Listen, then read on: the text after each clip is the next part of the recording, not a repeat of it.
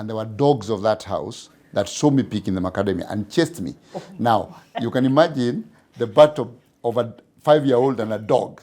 Obviously, the dog is going to win. Yes. And the dog won and beat me Were on the you thigh. beaten? Yes. Oh my goodness, It beat me I'm on the sorry. thigh. No. I think I got my first shoes when I was probably 15 years or 14. That is in secondary school? In 12. Just before I left out for secondary school in class 7. Hello once again, and welcome to the executive table. So pleased to share another exciting episode with you. And today we are very excited because, hey, the guest we have today, you will not believe it. Very, very exciting life story, what he has done, but you need to hear it direct from the horse's mouth. Now remember, what we have said is this is the year of action.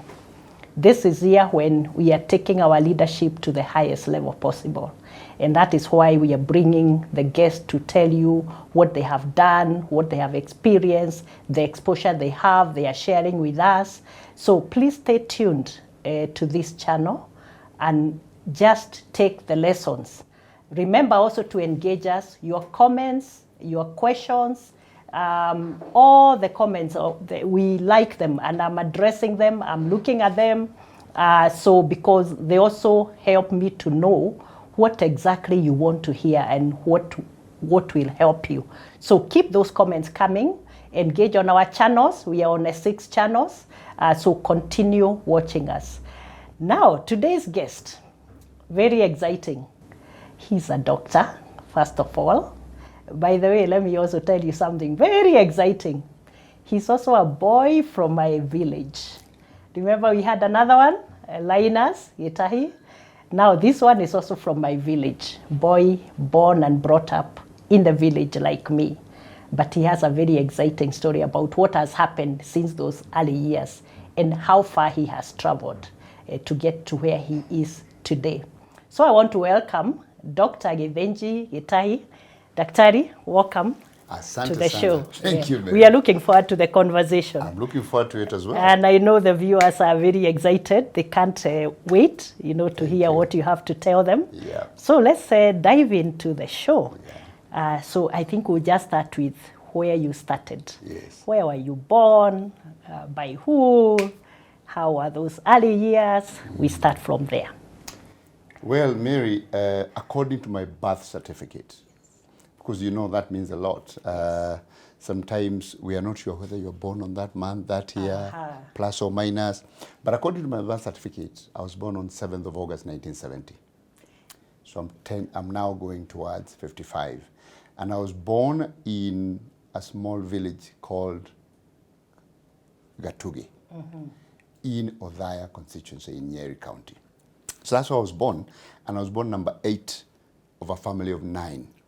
So, and then after that, for 7 years, thought I was the last born. And then my sister was born. Oh. And since then, we've grown together as a family. All of us have number 8 out of 9 siblings. And what I remember is us growing together, my mother living with us on a small piece of land in where we were born. Probably an acre or slightly less. And I remember clearly we had subsistence farming, the usual farming. You have maize, you have beans, you have, a few other things here, bananas. Some vegetables, some bananas, some 2 trees of macadamia nuts. I remember those because they were actually one of my exciting parts of my early life. And because I love macadamia and I still do. You have to crack them. You have to go for a stone, another stone, and then, crack them. So I had many injuries on my fingers. Oh, no. But beyond that, on that macadamia story, I had many beatings from my mother because, of course, at that point, macadamia was also a source of cash for her, revenue. For those 2. Yes, so she would collect them over time and then sell a kilo or 2 for some revenue. But I was cheeky. I would get into the granary and I pick a few with my sister and then we'd eat and then clean up. But there will always be a small piece of shell left somewhere. She'll always know. Our moms always knew. And then in the evening you are fed and then you are told, just give me that kiondo. And then when you hand over the kiondo, you are told, come. And then you are, yes. So, Daktari, let me ask you something. Yes. Did you do the ear test, to move from nursery school to standard 1? That was inevitable. Tell us about it. So, of course, of course, when you first went, before I come to the ear test, let me just recount for you a small story. Because, and this is important because as we were going to school then, you are young, you're 4, 5 years, I don't remember exact age, maybe 5 years. And I didn't want to go to school because as I've told you, I was last born for a long time. You were spoiled. So I was spoiled. So I'm like, why am I leaving my mother at home? And I couldn't understand why she's not going to school and I'm going. And it was like a punishment. You have to go. And a punishment for me. So we had those struggles. I remember my brother, at that point, you remember something called Big G. Yes. I remember sometimes the bubble gum. Yes. I would remember sometimes I would refuse to go to school, then he would take me, and then somewhere, that's when he comes home, and then I would suddenly run away and go back home. From school? Just before you get to the school. Oh my goodness. And then what he would do now, he would buy bubble gum. And then you say, when we get to the gate of the school, I'll give it to you. So incentives were important. Oh my. Yeah, they were important. But what I remember most importantly as the biggest incentive was porridge in school. Because at that point, food was not readily available. Yes. Your parents are struggling to feed you 3 meals a day. And you're so many. Yes. So there was a school feeding program in my nursery school. And that feeding program was porridge. When you got there, you're given porridge at 10 or something. So one day, I'm going to school, and as we do, I told you my story, I had a love affair with macadamia nuts. Yes. So, when you're walking to school and you're young, you're going to school now, you're loitering, you don't go in a straight line. So I saw some macadamia nuts that had fallen somewhere, and I walked to pick them. And there were dogs of that house that saw me picking the macadamia and chased me. Oh. Now, you can imagine the battle of a 5-year-old and a dog. Obviously, the dog is going to win. Yes. And the dog won and beat me on the thigh. Were you beaten? Yes. Oh, my goodness. I'm sorry. But now, remember the porridge? Yes. I walked all the way to school. Even with your bite? With a bleeding thigh. Oh, my. All the way to school. I had porridge. And then after that, the teacher now took me to their dispensary for a shot. Then now my mother got involved. And that, again, is important to just remind us the importance of school feeding. Because that was really what made me go to school. It was the incentive for you to go. Exactly. And then, of course, now comes the test for you now to go to primary across the road. Yes. And the test was fast. You had to write A, B, C, D all the way with your finger on the floor. And also the vowels, A, E, O, U, A, O. In Kikuyu. In Kikuyu, So we did all that. And then after that, you had to stand and do this so that you could touch your ear. And of course, maybe because of the porridge, I had grown tall. And therefore, I was able to touch my ear and I went to primary school. For me, I could not pass the ear test. Really? I was very tiny. So they tried. Yes. So I actually got to standard 1 by force because I cried. I cried. I said, "Mwalimu, mimi nataka kujoin." And they said, okay, this one will allow her the written test. Yes. But I was very bright, so I passed the written test. See. So you are lucky you are, Yes, I was about to go over because of macadamia and porridge. But that actually is very interesting because you can imagine children who did not have good nutrition. Yes. Because height is also about nutrition. Yes. So if you are not tall enough, you're not able to do that. Yes. They remained in nursery for a long time. Which was not a fault of their brain. Qualify. It was actually it is a physical deficiency. Yes. Yeah. Yes. Oh, that's amazing. So how was it in primary school? Well, Gatuge Primary School from standard 1, we used to call it standard 1 then, up to 7. And it was actually a good ride. I enjoyed hanging out with the boys and girls. The usual story, you get punished here and there, you're washing the toilets, you're bringing ash every morning to pour on the toilets. To clean the toilets so that they don't smell. Yes. That life. And then I got really interested in athletics. So in school, I was running, but I was running for fun. I never really went out for a school competition. Yes.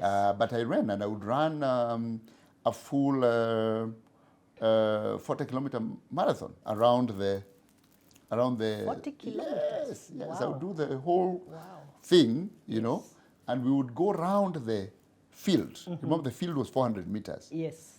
And we would go around it so many times to complete the kilometers. And it was just for fun. Yes. And that went on, and then I was a very, what I remember is that I was a very disciplined young man. I was very disciplined.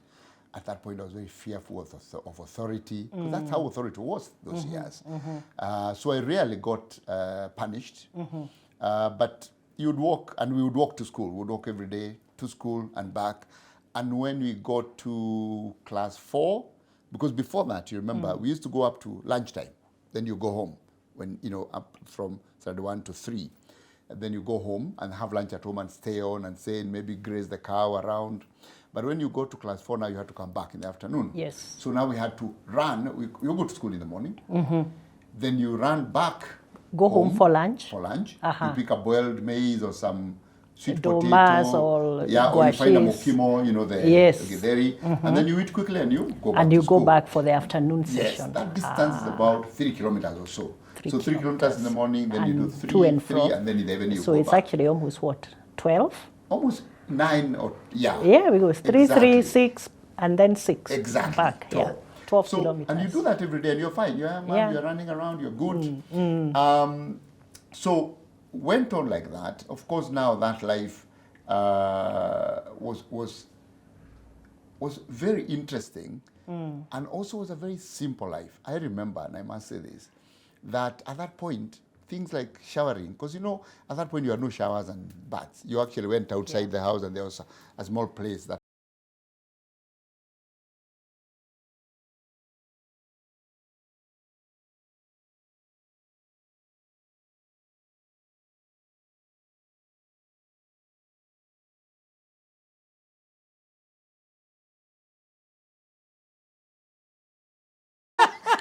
I'm sure some people will be like, what? No. In fact, at some point, we would compete with my brother who would take the longest before you shower. Before what? Yeah. So the longer the better. The better. And I remember my sisters, who are also now older than me going to school, would, because now I was younger than my brother. Yes.